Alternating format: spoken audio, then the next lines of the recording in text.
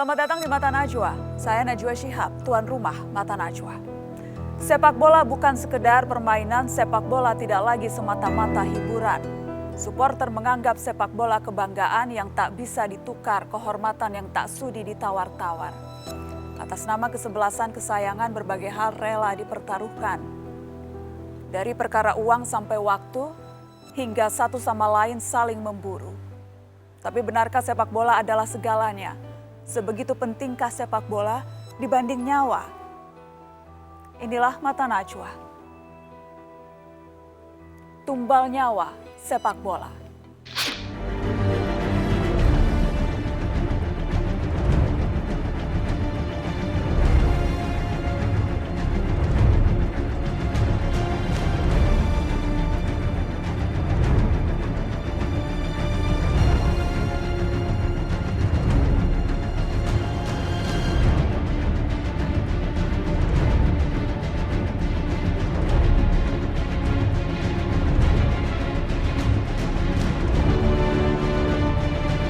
Menjatuhkan sanksi kepada Persija untuk tidak boleh menjadi tuan rumah selama 6 kali pertandingan. Supporter Jackmania tidak diizinkan menghadiri turnamen selama berlangsungnya ISC dan atau minimal tidak boleh menggunakan atribut Jackmania dalam bentuk apapun selama 6 pertandingan.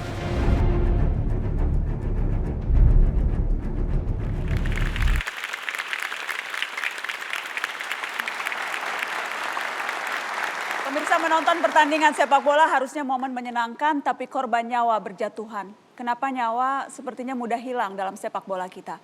Telah hadir di studio Mata Najwa, saya perkenalkan Kepala Divisi Humas Mabes Polri, Irjen Polisi Boy Rafli Amar. Selamat malam Pak Boy, terima kasih. Selamat malam. Kemudian juga ada anggota Exco PSSI Jamal Aziz. Pak Jamal, selamat malam, terima kasih sudah hadir. Selamat malam, Assalamualaikum.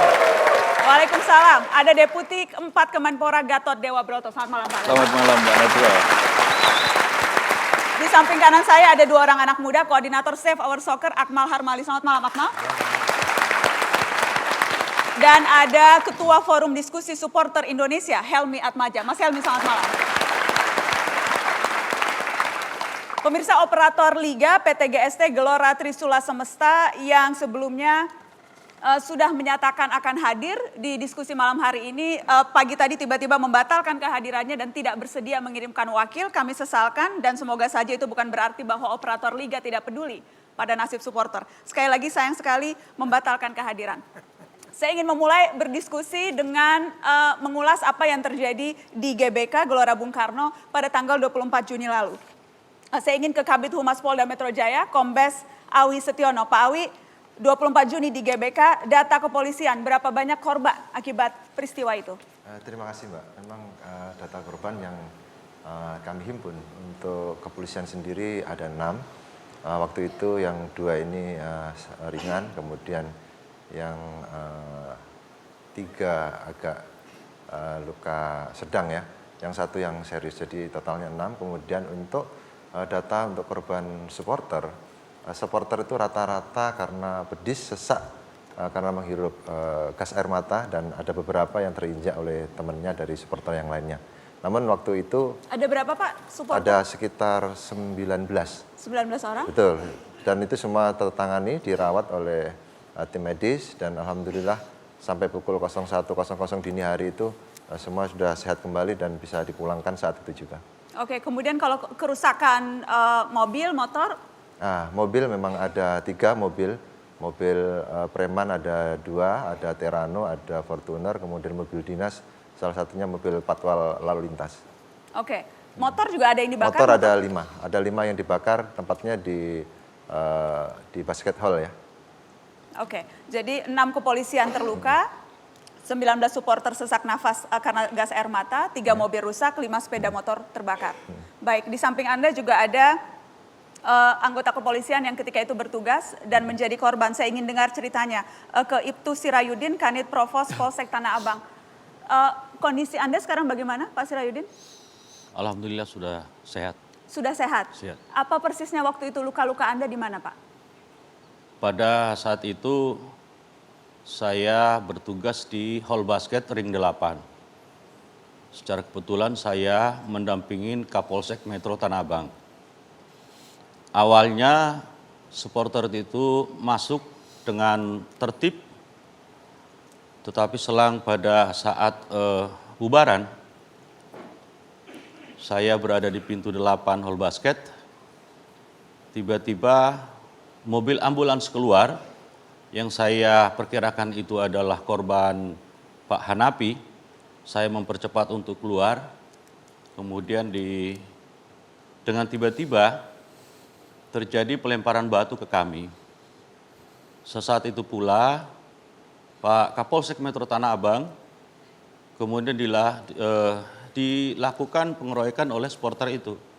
Oke. Dikeroyok oleh supporter, kemudian saya berusaha melerai, berusaha saya menenangkan supporter, tetapi karena situasinya sudah mencekam, tiba-tiba dari belakang saya dipukul oleh benda yang saya tidak tahu benda apa itu.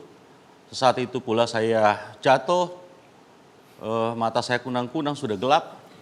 Saya nggak tahu lagi pada saat itu Kapolsek beserta anggota saya ada di mana. Saya berusaha bangun, saya lari, kemudian jatuh lagi, berusaha karena di luar sana ada suara yang saya dengar, bakar dan bunuh. Kemudian saya berusaha berdiri, bangun, sambil lari saya membuka baju, pakaian dinas saya buka, saya lari. Setelah keluar dari pintu 8 hall basket, saya naik taksi. Kemudian saya jalan, saya lihat pada saat itu memang terjadi sweeping oleh supporter yang saya tidak kenal satu persatu. Karena situasi pada saat itu saya sudah pusing, kemudian mata kunang-kunang jadi sudah tidak jelas. Setelah itu saya hanya sampaikan kepada supir taksi, "Bang, tolong saya antarkan ke Polsek Tanah Abang." Dalam kondisi saya telanjang, baju saya langsung taruh di bawah jok taksi. Kemudian setelah sampai di Polsek Tanah Abang, saya dibawa langsung ke Rumah Sakit Minto Harjo. Sementara itu. Oke, baik. Di samping Anda ada Brigadir Supriyadi, anggota Brimob Resimen Kelapa II. Luka Anda, apakah saya melihat wajah Anda, apakah memang di hidung luka Anda? Ya, terima kasih Mbak Naswa. Muka saya ini kena lemparan batu. Jadi yang tulang hidung patah ke dalam, yang tulang di bawah mata ini sudah masuk ke dalam. Jadi pada saat itu saya bertugas membawa kendaraan box itu Mbak Naswa. Kendaraan box itu ada perlengkapan PH dari Batalion D, batalion kita. Setelah posisi kendaraan saya amankan, masa sudah mulai kelihatan anarkis dan memang sudah anarkis. Dan pada saat itulah Komandan Peleton meminta saya, Supriyadi buka pintu belakang, kita mau pakai perlengkapan. Langsung saya buka, belum sempat anggota sudah memakai perlengkapan yang lain, masa sudah kacau semua. Jadi anggota rata-rata cuma memakai pentungan saja. Dan di saat itulah masa sudah beradul, sudah mulai melempar-lempar ke mobil, ke kita semua. Saya langsung ambil pentungan, kita menghalau masa semua untuk keluar dari jalur 3 dan 4 yang menjadi wilayah kita, Pak. Di saat itu juga saya mendengar junior saya ngasih tahu pada saat itu juga ada anggota Brimob yang dikeroyok. Dan pada saat itu juga adik liting saya ini mengatakan arahnya ke depan. Begitu juga kita langsung mengusir supporter ini biar keluar, kita ke depan maju terus. Di saat itulah batu terus kena melempar-lempar terus, saya kena, seberapa detik saya nggak sadar, langsung saya lari ke belakang. Oke. Mungkin pada saat itu kalau saya nggak lari ke belakang, saya tidak tahu nasib saya. Oke, itu yang dialami.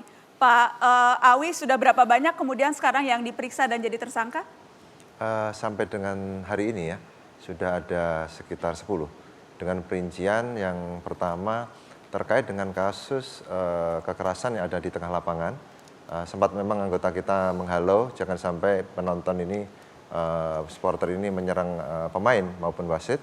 Namun demikian yang terjadi malah anggota kita ini yang dikejar, diserang balik. Okay. Yaitu atas nama Brigadir Yudawan, itu ada 4 tersangka yang kita sudah tangkap. Kemudian ada 1 orang juga terkait dengan pengusahaan mobil patroli patwal lalu lintas. Kemudian ada 5 terkait dengan ujaran kebencian atau hate speech yang ada di Facebook. Terkait TKP di Gate 7 terkait dengan korban Brigadir Hanafi. Baik Pak Awi, tadi Anda katakan melakukan hate speech, tapi saya tahu juga ada anggota kepolisian yang mengancam melakukan sweeping terhadap supporter dan bahkan juga melakukan hal yang sama, memprovokasi di media sosial. Ya, betul. Apakah anggota kepolisian yang melakukan itu juga sudah diperiksa? Iya, jadi terkait dengan perkembangan situasi, pimpinan kita langsung memantau terus. Dan alhamdulillah, apa-apa yang direncanakan itu kita bisa cegah.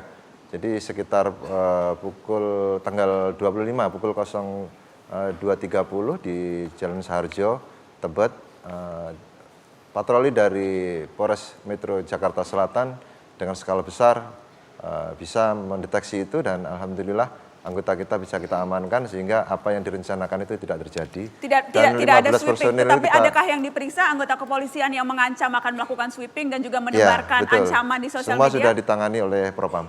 Sedang ditangani di Propam? Ya, betul. Karena kemudian rasanya tidak elok kalau ada anggota kepolisian yang mengancam akan melakukan serangan balik, Pak Awi. Iya betul. Dan tadi pagi juga sudah dikumpulkan Bapak Metro, Kapolda Metro Jaya bahwasanya hal tersebut tidak dibenarkan karena kita selaku penegak hukum. Tentunya apapun yang terjadi di lapangan kita juga harus tegakkan. Siapa berbuat apa harus kita jawabkan secara hukum. Baik.